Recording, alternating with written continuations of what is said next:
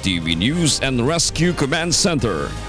This is Y News with Angelo Castro III, Gerry Alcantara, and Darlene Basingan. Good evening. Senator Grace Poe seeks for a clarification of the exemptions stated under the Freedom of Information Executive Order draft released by Malacanang. Marge Navarro tells us why. Malacanang has recently released a sought-after draft of the Freedom of Information Executive Order, formerly called the People's Manual on the Executive Order No. 2 of President Rodrigo Duterte on Freedom of Information. But the said draft is drawing flack from FOI advocates who are now seeking clarification on the exceptions under the draft EO.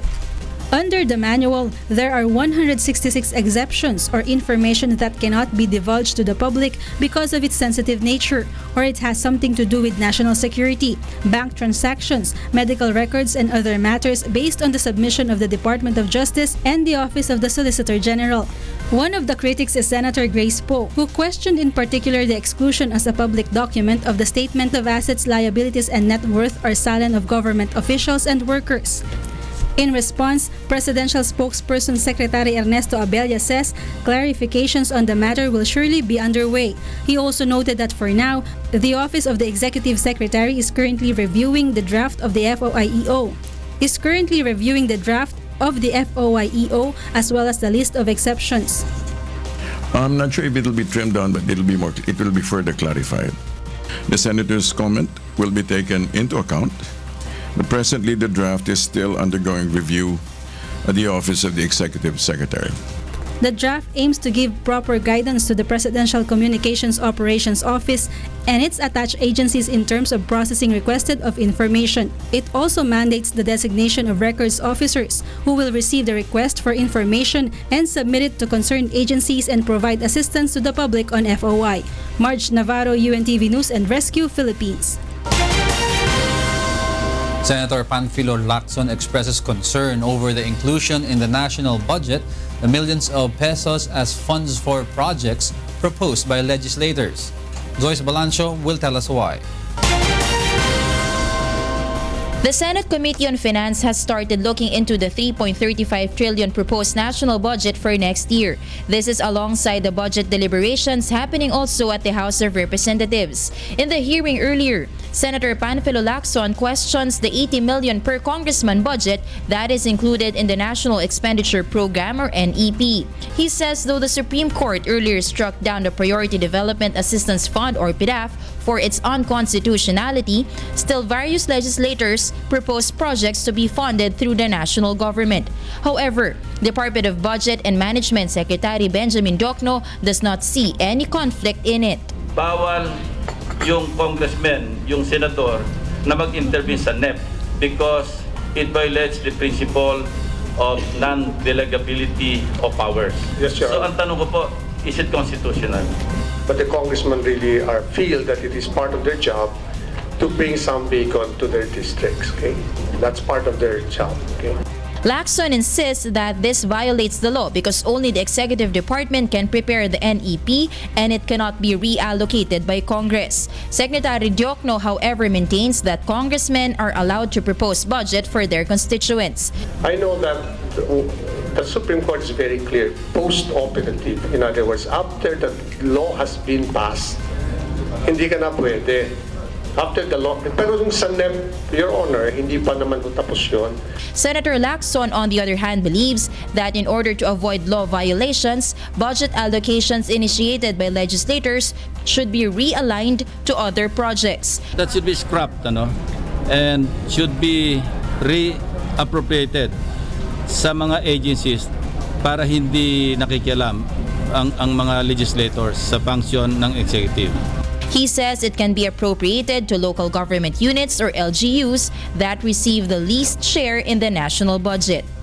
Tomorrow, the Senate Committee on Finance will continue its briefing on the proposed 3.35 trillion national budget for the next year. Joyce Balancho, UNTV News and Rescue, Senate of the Philippines. The Supreme Court has affirmed the indictment of Janet Lim Napoles for graft, malversation and corruption of public officers in relation to the pork barrel scam. In 2 separate resolutions issued today, the Supreme Court dismissed the appeals filed by Napoles, which sought the nullification of the charges filed by the Office of the Ombudsman. The charges were made in connection with the alleged anomalous disbursement of Priority Development Assistance Funds or PDAF of Congressmen Constantino Haraula and Samuel Dangwa worth 50 and 54 million pesos respectively. The High Court also dismissed similar petitions filed by former Technology Resource Center Director General Antonio Ortiz and former NABCOR President Alan Javellana in connection with the alleged anomalies in the PDAF of former Senators Juan Ponce Enrile, Jinggoy Estrada, and Bong Revilla. The court found no grave abuse of discretion on the part of the Ombudsman in finding probable cause to indict petitioners. The court deferred to the findings of the Ombudsman in the absence of grave abuse of discretion. Both houses of Congress agreed to postpone the Barangay and Sangguniang Kabataan elections to October 2017 instead of October this year. Grace Casin tells us why. In the party caucus conducted this afternoon, the lower house decides to adopt the bill in the Senate calling for the postponement of barangay and SK elections. Both houses of Congress agreed to move the elections on October 23, 2017. House Majority Leader Rudy Fariñas says the bill filed by the lower house will be referred to the House Committee on Suffrage and Electoral Reforms. The Majority Leader orders the committee to come up with a report on Monday so that the House will discuss it in second reading. The House targets to pass the Sangguniang Kabataan and Barangay Elections Postponement Bill on September 12. The usual period of debates, amendments, and sasara na natin. That's why we're already here. So if we are in agreement, para mabilis na. Fariñas explains that they are doing this to help President Rodrigo Duterte appointing positions in the bureaucracy. There is a ban on the issuance of appointments, ban in the dismissal of employees and everything, and this will hamper the efforts of the President to reorganize the bureaucracy. Majority of the congressmen who were in the caucus are in favor of the proposal to postpone the elections. Grace Casin, UNTV News and Rescue, House of Representatives. The Commission on Elections will now put on hold its preparations for the Barangay and Sangguniang Kabataan elections. Victor Cosari will tell us why. After the House of Representatives and the Senate of the Philippines have come into agreement to move the Barangay and Sangguniang Kabataan elections to the 4th Monday of October 2017, the poll body will now stop its preparations for the said polls that was originally set on October 31, 2016. COMELEC Chairman Andres Bautista says the latest pronouncement from Congress is a welcome development because this will set the tone for their next move. Well, tingnan natin, yun ang aking pinapagawa kanina during the in-bank is yung panibagong timetable on the premise nga na October 2017 yung bagong petsa ng ating halalan. He says the Commission is now planning to resume the conduct of voters' registration if polls is to be conducted next year. Bautista points out that before stopping their preparations for the supposed October polls, COMELEC has used up around 50 million pesos from their 2016 budget that was allotted for the conduct of the barangay polls. However, the poll chief says if polls will now be on October 2017, the issue will be the budget allocation for it. COMELEC's original budget proposal for 2017 is 4.6 billion pesos since it is not an election year originally. But Bautista says in conducting barangay and SK polls, they are looking at an estimate of more than 6 billion pesos. Pero siyempre, kailangan natin gamitin yung perang nakalaan dati para nga sa susunod na halalan. Victor Cosare, UNTV News and Rescue, House of Representatives. The all-out offensive of the Armed Forces of the Philippines in Sulu against the terrorist group Abu Sayyaf will continue. Brian De Paz will tell us why. The military troops of the government will continue its mission in Sulu against the bandit group Abu Sayyaf.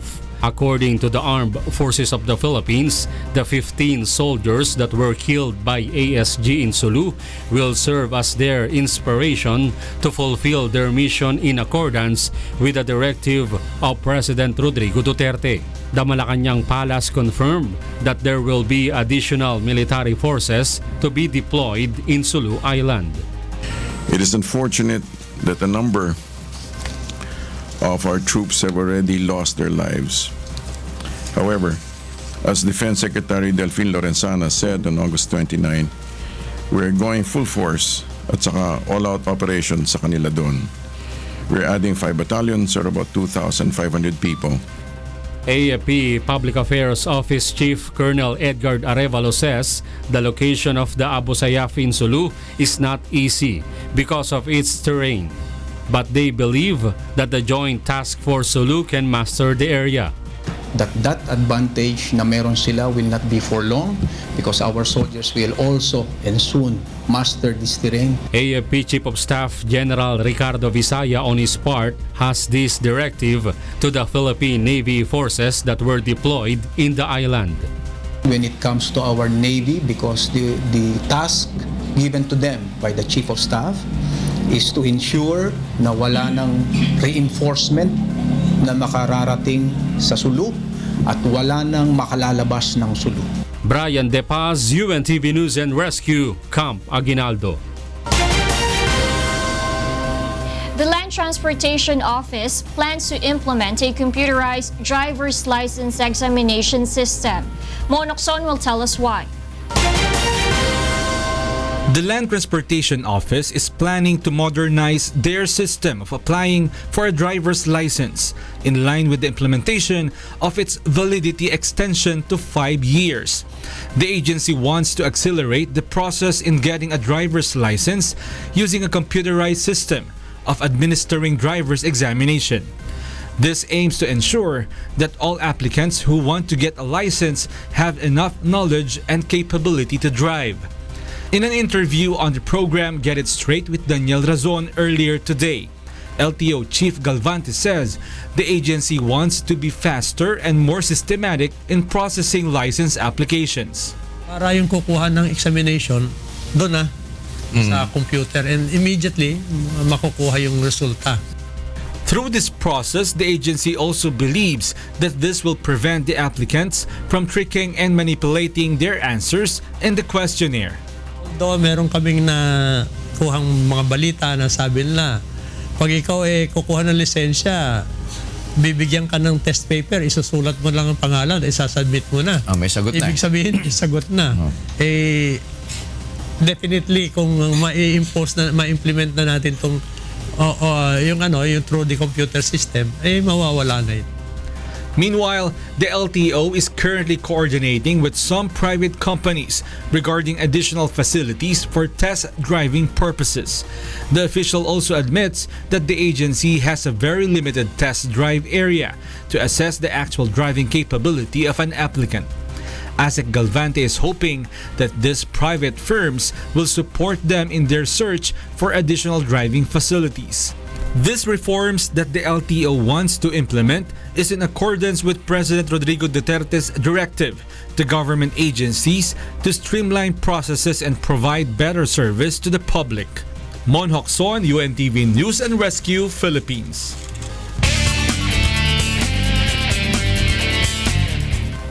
Motorists in some areas in Metro Manila are experiencing moderate to heavy flow of vehicles. Starting from the southbound lane of Quiapo, Manila, going to Loton, the traffic is moderate to light. While on the opposite lane, going to España, the flow of vehicles starting to build up. The flow of vehicles from Baclaran going to Manila is currently light, while on its opposite lane, that is going to Coastal Road, the traffic is moderate to heavy. In EDSA, Guadalupe, motorists going north are also experiencing moderate to heavy traffic. On its opposite lane, that's from EDSA Orense going to Ayala, the flow of vehicles is bumper to bumper. The traffic, meanwhile, is light to moderate on both lanes of Cubao. Meanwhile, in Malabon, the flow of vehicles from Letre going to C4 is currently moderate, while the traffic on the opposite lane is light. Y News, we'll be right back.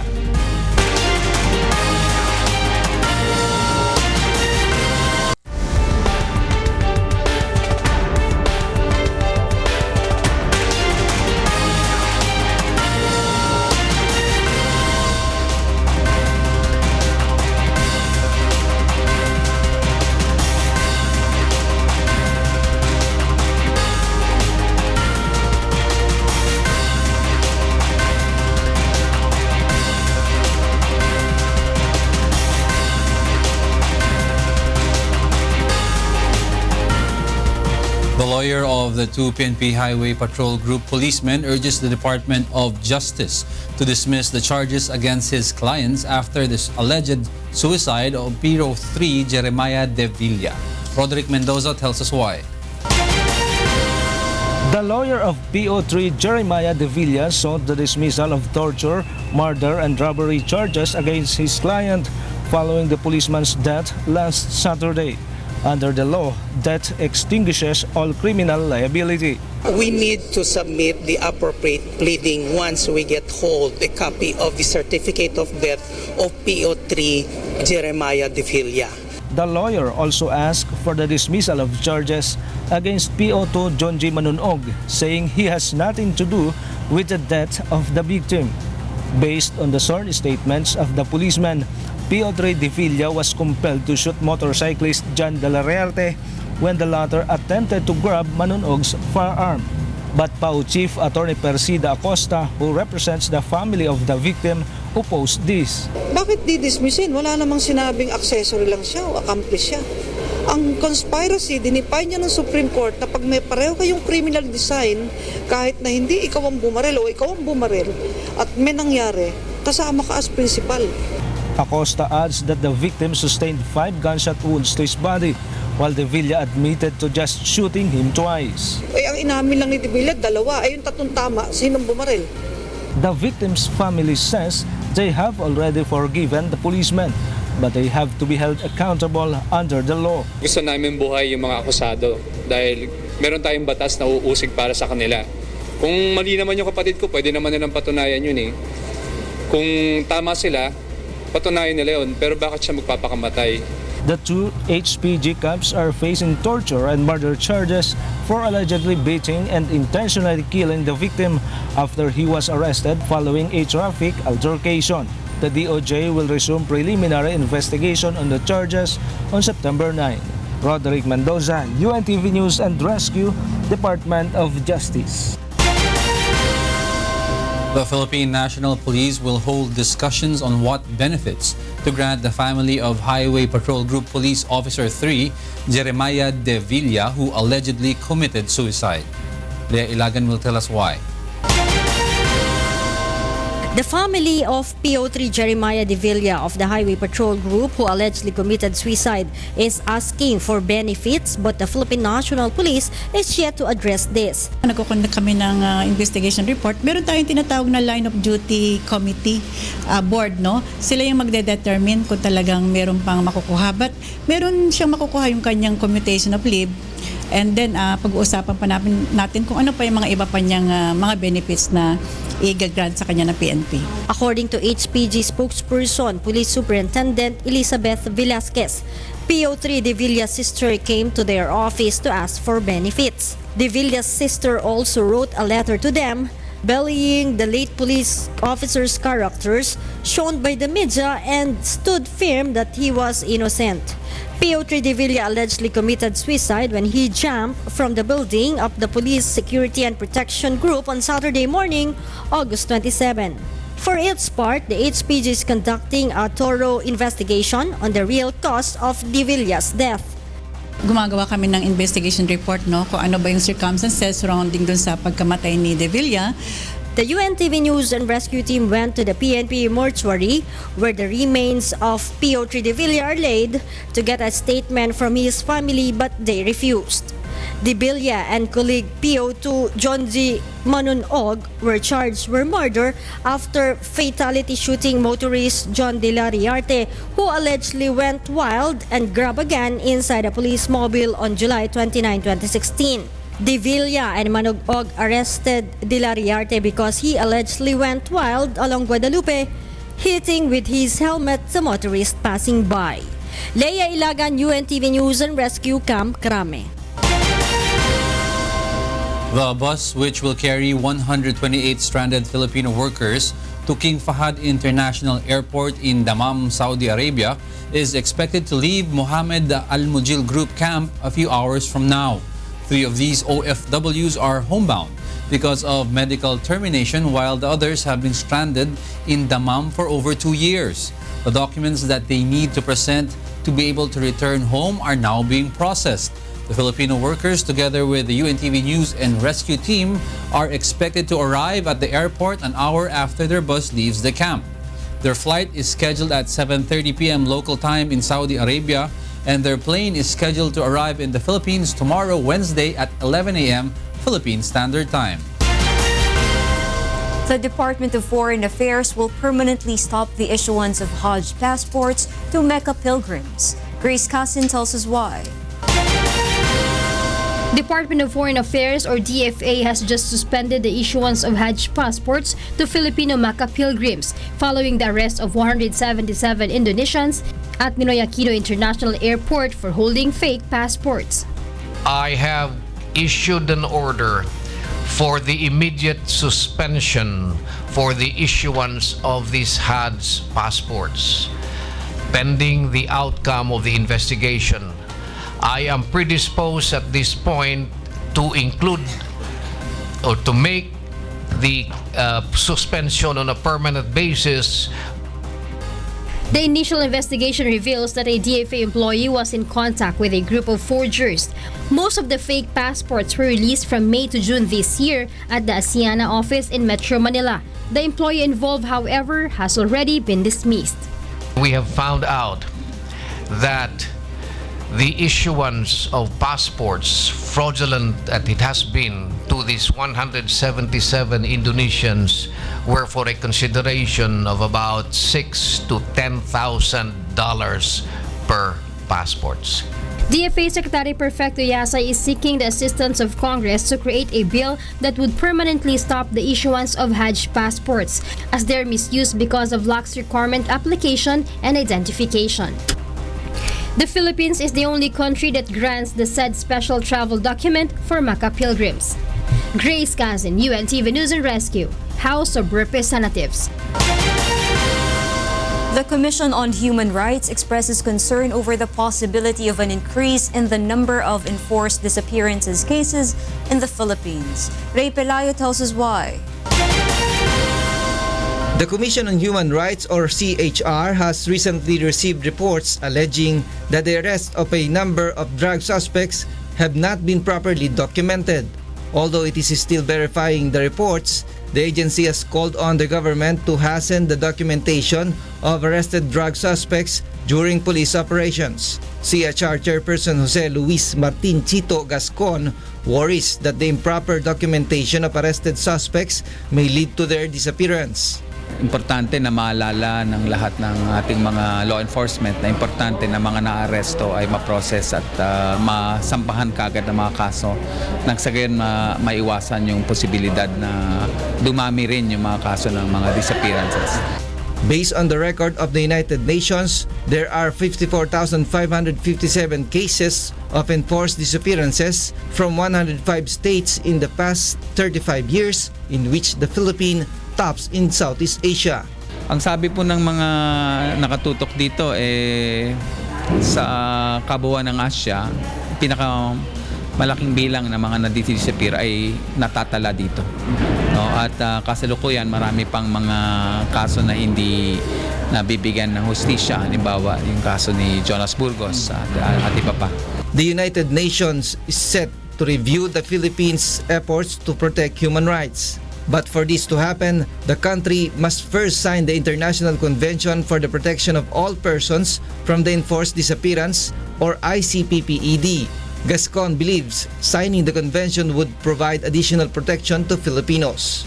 He further noted that though the Philippines has a law criminalizing enforced disappearances, none has been convicted under it, despite the high number of such cases. Despite the criticism against the government's anti-illegal drug campaign, the Malacanang has this to say. While it has not been perfect, it gives the government momentum to move on to the next phase. Among others, the swift disposition of justice and the rehabilitation of surrenderees. Ray Pilayo, UNTV News and Rescue, Makati. The National Youth Commission or NYC will hold consultations in several regions in the country. Yoshiko Sata will tell us why. The National Youth Commission or NYC will start holding regional consultations tomorrow for the crafting of the Philippine Youth Development Plan or PYDP for 2017 to 2022. As mandated by law, the PYDP shall provide policy and program direction for the development and participation of youth in nation building. According to NYC Chairperson Cariza Aiza Sigera, the Commission needs to come up with a coherent and pro-youth PYDP to address key issues that affect the youth sector. She also says that holding regional consultations for the PYDP is the first step in bringing the NYC closer to the youth, as she wants the agency to be more reachable and accessible. The PYDP 2017 to 2022 shall be formulated through a participatory and inclusive approach to identify the key issues facing the youth, opportunities, enabling conditions, and proposed strategies and policies to be created and provided, and the role of the Filipino youth as rights holders and duty bearers. Starting tomorrow until October 5, the Commission will hold simultaneous consultations in Cebu, Baguio, Butuan, Agusan del Norte, Zamboanga, Malvar, Batangas, Cotabato City, Maguindanao, San Fernando, La Union, Bacolod, Negros Occidental, Cagayan de Oro, Legazpi, Tuguegarao, Davao, Iloilo, and San Fernando, Pampanga. In every consultation, the NYC will gather inputs from the representatives of youth organizations, youth-serving organizations, and national government agencies. Yoshiko Sata, UNTV News and Rescue, Quezon City. Philippine pediatric infectious disease specialists recommend to include the human papillomavirus vaccine in children's vaccination routine. Aiko Miguel will tell us why. All over the world, you're going to see that HPV vaccination is really recommended, no, for adolescents. Universal recommendation is adolescent vaccination. The Department of Health celebrates the National Adolescent Immunization this month and the commemoration of 10 years of human papillomavirus prevention in the Philippines. As a part of their celebration, the Philippine Foundation for Vaccination recommends to have the young adolescents ages 10 and above to have their vaccines against the human papillomavirus. Dr. Cecilia Llave of the Society of the Gynecologic Oncology of the Philippines also says that adolescent immunization offers best protection against HPV diseases. The cause of cervical cancer is HPV virus that is chronic and persistent. Before you even have it, it takes a long time for you to develop that. It takes 10 to 30 years before your kulugo can become cancer. 2 doses of HPV vaccine are given to children ages 9 to 13. The interval between the administration of each dosage is 6 months. HPV vaccines are free in health centers in 47 provinces in the country. The vaccine is not exclusive for young girls because HPV can cause head, neck, anal, and penile cancer among males as well. Prevention is better than cure. This is one of the most common advices of health specialists. That is why doctors are reminding parents that they can protect their children more if they have them vaccinated against HPV and never take for granted the diseases caused by it. Aiko Miguel, UNTV News and Rescue, Manila. Hawaii News will be right back.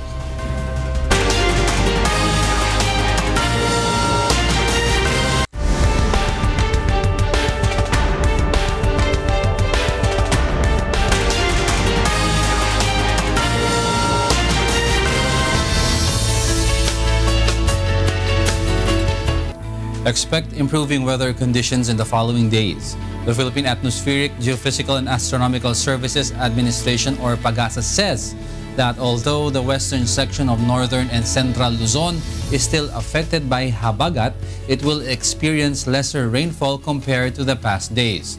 Based on PAGASA's forecast, the Ilocos region, provinces of Bataan, Zambales, Benguet, Batangas, and the Babuyan group of islands will experience light to moderate rains. Isolated rain showers and thunderstorms will prevail over the rest of the country.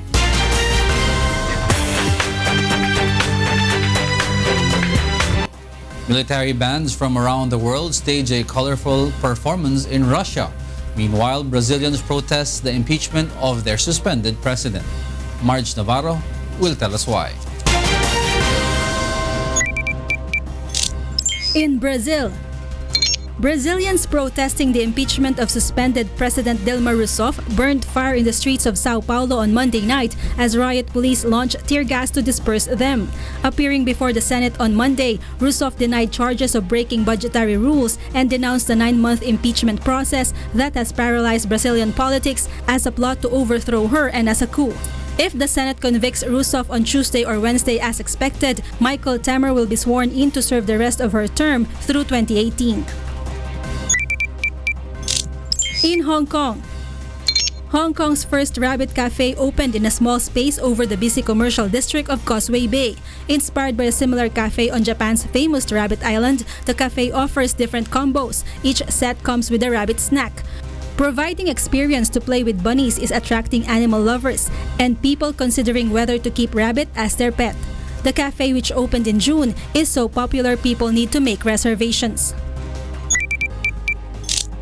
And in Russia, military bands from around the world stage a colorful performance in Kremlin. The festival featured bands doing a wide range of music, from classical pieces and military marches to popular modern melodies. It is the 7th time Muscovites have a rare chance to see military musicians from various countries playing on the Red Square.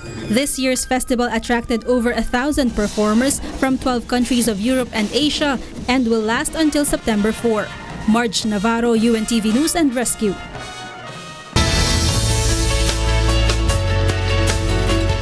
Japanese space race team Hakuto unveils its lunar rover designed to participate in next year's Google-sponsored moon competition. Monokson will tell us why. Japanese space race team Hakuto unveils its lunar rover design for next year's Google-sponsored Lunar X Prize competition. At 58 centimeters long and 36 centimeters high, the prototype weighs only 4 kilograms. Google launched its Lunar X Prize competition in 2007 to encourage space entrepreneurs to create a new era of affordable access to the moon. The competition, which will be held next year, involves landing a privately funded rover on the moon, which should then travel 500 meters and transmit back high-definition video and images. The first team to successfully complete the mission will scoop the $20 million prize. Hakuto, which means white rabbit, is the only team participating from Japan and was formed in early 2008 by a group of experienced space professionals. The race will feature 16 teams from countries including Israel, the United States, Italy, Malaysia, Japan, Germany, Hungary, Brazil, Canada, Chile, and India. Hakuto will begin its test run in September at a desert in Tottori Prefecture, south of Japan, where the ground closely resembles the lunar surface. Monhok Son, UNTV News and Rescue, Philippines. Nairo Quintana retakes red jersey in the Stage 10 of Tour of Spain. Meanwhile, the International Paralympic Committee bans Russian Paralympians from playing in the 2018 Pyongyang Winter Games. Aaron Romero will tell us why. Nairo Quintana retook the red jersey in the Tour of Spain after winning Stage 10 to take a commanding lead in the general classification, while Chris Froome recovered from a poor start to the final climb to claim third in the stage and overall. The Colombian launched a late attack in the final climb of the 188-kilometer stage from Lugones to Lagos de Covadonga to pass Robert Gesink and held his own for the remaining 2.4 kilometers of the stage, finishing 24 seconds ahead of the Dutchman. Quintana, who took the leader's jersey from Spain's David de la Cruz, leads nearest challenger and movie star team Mate Valverde by 57 seconds and Froome by 58, while Contador dropped 2 minutes and 54 seconds behind the leader in 5th after finishing the stage in 8th place. Tuesday is the first rest day of the tour, which ends on September 11 in Madrid. The tour recommences on Wednesday with Stage 11, a 168.6-kilometer ride from Colunga to Pena Cabarga. Meanwhile, Russia, already suspended from next month's Rio Paralympics, has also been banned for the winter edition in Pyeongchang, South Korea in 2018 because of a state-sponsored sports doping program. The Russian Paralympic Committee, or RPC, announced the latest punishment handed out by the International Paralympic Committee, or IPC, on Monday. Last week, the Lausanne-based CAS, sport's highest tribunal, rejected an RPC appeal against the Rio ban. The decision to exclude Russia's team means at least 260 competitors from the country are now set to miss the September 7 to 18 Paralympics. Although not widely followed or celebrated in Russia, where rights campaigners say many disabled people are marginalized by regressive social attitudes and inadequate state support, the country's para-athletes are some of the best in the world. Aaron Romero, UNTV News and Rescue, New York.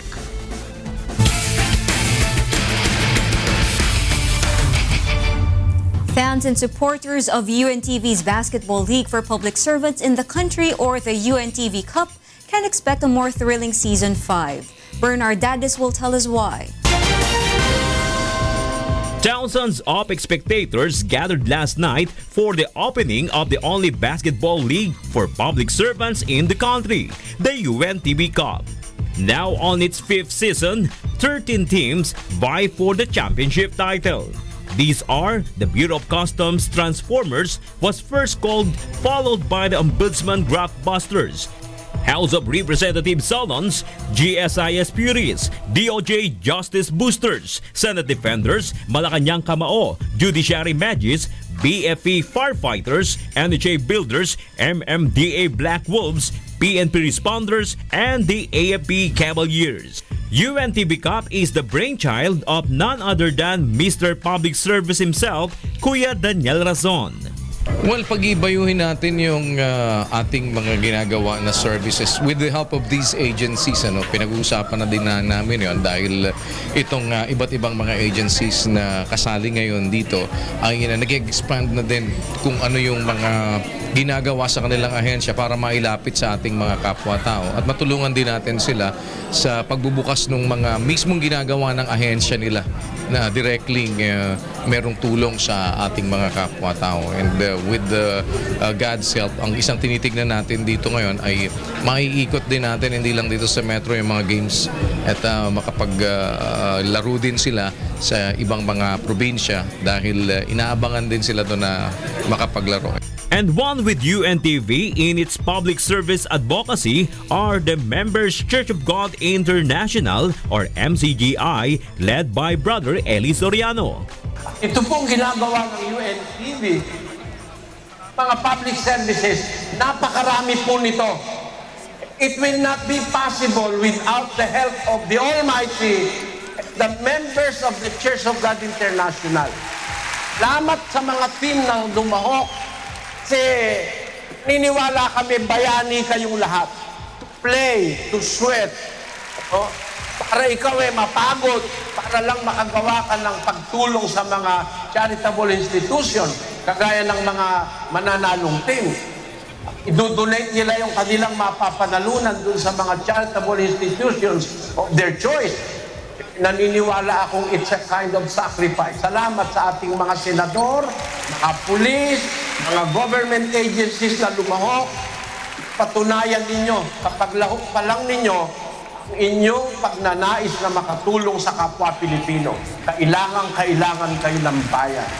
Mahanawa kayo ng Panginoon, mga kababayan, mga kapatid, mga kaibigan, at sana palawakin pa ang magagawang charitable works ng UNTV, pamamagitan din ng UNTV Cup Season 5. Over 12 million pesos cash prizes awaits the teams and their beneficiaries. After the opening ceremonies, Game 1 of Season 5 was a face-off between the two-time and defending champion AFP Cavaliers and the Senate Defenders.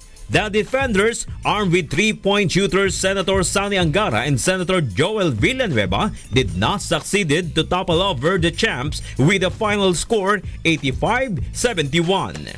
Hailed as the best player of the game was Season 4 Finals MVP, former PBA player Boyet Bautista, who scored 16 points, including 3 from the Rainbow Country, 5 dimes, and 5 steals. Sa management and bumubuo na ito si Kuya Daniel. Napakaganda nung opening natin. Nakita naman natin kung gaano karami yung tao na talagang sumusuporta sa liga na to. Alam ko masaya ang lahat dahil lalo-lalo na yung mga beneficiaries natin. Roger Araneta contributed 13 points and Jeffrey Campau took care of 12 points with 6 rebounds. Meanwhile, Senators Angara and Villanueva had a combined score of 23 points while Marlon Legaspi scored 13 points and 8 rebounds. The Defenders promised to come back to the hard court more prepared and more focused. Next game would be more cool at yung composure na nandoon para okay kami. So we'll be okay. I think we're okay. Yung interior defense, marami silang na-shoot sa free throw area. Tapos yung perimeter defense din sa sila Araneta, sila Boyet Bautista, maraming na-shoot. So kailangan namin i-improve yung defense sa wings. The face-off between the AFP Cavaliers and the Senate Defenders can be watched on Sunday, 2 p.m. on UNTV. And from September 11 at 2 p.m., all games for this season's UNTV Cup will be aired live on UNTV. Bernard Daddies for UNTV Cup Season 5. The Philippine National Police responders guarantees that they will bag the championship of the 5th season of the UNTV Cup. The Armed Forces of the Philippine Cavaliers, on the other hand, is confident that the team is going to retain the title. Leah Ilagan will tell us why. The Philippine National Police or PNP responders ensure bagging championship title this time around in the UNTV Cup Season 5. This time sigurado makukuha na namin ang number 1, ang championship. Dahil iba ang spirit ng PNP ngayon sa labang ito. Ang sabi ni Chief PNP, 100% support sa responders. The title has been elusive after the team placed only second on the Season 1, 2, and Season 4. Because of this, the responders are doubling their efforts to win, especially now that they are going to face much stronger roster of players. Gagawin namin ang lahat para for the 4th time siguro, kailangan makuha na namin yung 5th season na to, itong 5th season na to, makuha namin yung kampyonato. Pipilitin namin ang lahat para magawa namin yan. Although alam nating magiging tough ang laban namin kasi may mga bagong players na kaming narinig, kamukha ng bagong team na pumasok, ang Bureau of Customs na may mga former PBA players din silang kasama. So siguro magiging mahirap pero kakayanin namin. The 3-time runner-up team is confident that it is intact and will be playing with the heart of a champion in every game. Ang pinangawakan lang namin yung team namin matagal na magkakasama. Magkakakilala lang sa laro. Sa family na kami. Wala man kaming mga player na nakapaglaro ng pros or mga big leagues. Nandun naman yung puso nung namin. Iba yung takbuhan namin ngayon eh. Talagang mas condition kami ngayon. Mas magaganda ang shooting namin and talagang yung gel ng team namin talagang bumbo. Hindi na kami mapapagod. Saka yung kalaban na talagang mapapagod sa amin. Meanwhile, the defending champion, the Armed Forces of the Philippines or AFP Cavaliers, is confident in retaining the championship title. Even with the improved and even stronger lineup of the other 12 teams, it will battle with on the hard court. Kaya nga AFP eh. Armed Forces of the Philippines, laging handa na lang kami. Sa palagay ko naman, kaya naman namin sumabay doon. Siyempre, guidance pa rin ng Panginoon Diyos na loobin na maging maganda yung performance namin. Makaiwas kami sa mga injuries, siyempre. Ang in-emphasize lang namin sa team, nag-extra effort kami ngayon kasi siguro yung baon namin, yung champion team kami, buo na yung team. Deputy Chief of Staff for Personnel J1 Rear Admiral Alan Rosal assures that the AFP leadership is in full support of the good concept of the UNTV Cup. Support for the AFP is very, very important. The AFP we are the protector of the people and the state, of course. So we need all the support that we can need. And for this one, for the game, I could say is that let just be the best team win. The Cavaliers are confident that they are in full battle gear to defend the title and be hailed as champions for the third time. Leia Ilagan for UNTV Cup Season 5. Teams from both chambers of Congress are confident of their improved performance in this Season 5 of the UNTV Cup. Joyce Balancho will tell us why. The Senate Defenders believes that it is the new set of players that have contributed much in marking a good start this Season 5 of UNTV Cup. Team Captain Senator Sonny Angara assumes that their team's strong performance has a lot to do with the latest addition to the team. Well, hopefully mag-improve yung performance namin. We have new players like our co-captain, Senator Joel. Sabi nga namin, #1 draft pick. Yan nagpapahirap sa amin nung araw, nung kalaban namin yung Malacanang. Feeling ko he will bring good luck dito sa team namin and will do better dito sa Season 5. Senator Joel Villanueva is confident that the team will show a very different performance this season. We're having fun, nakakapag-ensayo naman kami, and nakikita namin we are a competitive team. At alam namin na meron kaming kakayahan para to make it to the next level. Hindi man siyempre yung goal namin talaga is to make it in the championship.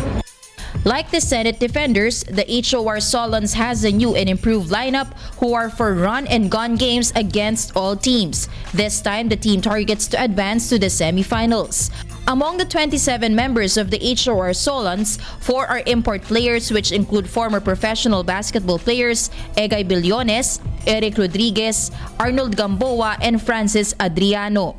On the other hand, 15 of the 20 lawmakers in the lineup are first-timers in the UNTV Cup. The team's manager is one Pacman Party List Representative Mikey Romero, the team owner of Global Port Batang Pier in the PBA. Sarangani Representative Ruel Pacquiao, brother of Senator Manny Pacquiao, will also play for the HOR Solons. You expect us, of course, to be very aggressive and we'll try to reach the semifinals. Talagang ito yung napakagandang programa, no? Nakikita natin na through this event, talagang mapagtibay yung magandang relasyon ng ahensya ng ating pamahalaan. Both teams say they are inspired to win the game, knowing that the prize money will go to their chosen beneficiaries. Joyce Balancho for UNTV Cup Season 5. The National Housing Authority or NHA Builders is confident of overtaking stronger teams, while rookie team Bureau of Customs or BOC Transformers aims to compete head-to-head with veteran teams. Nina Armilio will tell us why. In Season 4, the team of National Housing Authority, or NHA Builders, fell short of advancing to the finals after landing in 4th place when they were slammed by the MMDA Black Wolves. This time around, the Builders, built in with a former PBA player as head coach and 3-star players in the mix, are sure to surprise its supporters with a more improved hammering and run-and-gun play on the hard court. Actually, yung ibang mga players ngayon, mag-step up sila. Hindi lang yung MVP natin last year ang gagawa ngayon. Lahat na sila gagawa ngayon. Mas malakas kami ngayon and we're aiming for the championship. Run and gun pa rin yung namin, yung kumbaga pinaka-weapon ng team namin kasi parang undersized pa rin kami compared dun sa other team. Sisikapin namin na mataasan naman namin. Dati fourth kami, baka maging tumaas naman kahit pa paano. Maraming salamat dito sa UNTV at binigyan niyo kami ng pagkakataon uli na makasali. The builders have chosen the agency's Provident Fund as their beneficiary. Meanwhile, the Bureau of Customs, represented by the BOC Transformers, salute UNTV for its innovative humanitarian effort. Customs Commissioner Nicanor Faeldon says the project is a good way to help them reform and create a good image for the Bureau. This is an opportunity for the different government agencies to introduce themselves to the public and earn public support. Kami, bago kaming sali, sana ang taong bayan, supportahan nila kami, bigyan nila kami ng pagkakataon na mabago yung Bureau of Customs. Isa po itong seryosong pagbabago, kaya tinawag natin yung Bureau of Customs na Transformers. We will transform the Bureau of Customs with your help, with God's help. Faeldon is also amazed with the prize money for the league, which will surely help the team's chosen beneficiaries. On the other hand, the Bureau of Fire Protection, or BFP firefighters, vows to be stronger and more determined. During their third year in the league, the firefighters landed on the 4th place in Season 4. The team holds intensive practices to be able to clinch victories, not just for their own glory, more so for their beneficiary, the Philippine Science High School.